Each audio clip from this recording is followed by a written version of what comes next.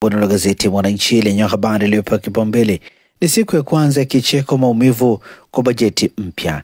Utekelezaji wa bajeti ya serikali ya mwaka 2025-2026 ukianza leo, Watanzania watarajie mabadiliko katika maisha. Shirika nayo kicheko, wasomi wafunguka. Undani wa taarifa hii katika ukurasa wa 4. Shilingi trilioni 56.4 kiasi cha fedha kilichopitishwa kwa ajili ya bajeti ya serikali ya mwaka wa fedha 2025-2026 inaanza kutumika rasmi leo. Bodaboda, bajaji, kicheko. Ada ya usajili wa pikipiki za biashara imeshuka kutoka Laki340 hadi 70,000.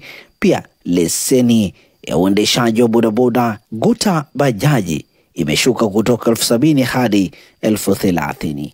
Petrol, diesel nazo zimo. Tozo ya ongezeko la shilingi 10 inayotozwa kila lita moja ya petrol na diesel inaanza leo ili kugharamia huduma za bima afya kwa wote. Tozo ya mvinyo, bia. Ongezeko la ushuru wa bidhaa kwa shilingi 10.15 na 25 kwenye lita moja ya bia, mvinyo na vinywaji vikali mtawalia. Lakini pia wasafiri wa ndege na treni, kuanzia leo tozo mpya shilingi 1,000 inatozwa kwa abiria anayesafiri kwa ndege, huku abiria wa treni itakuwa shilingi 500.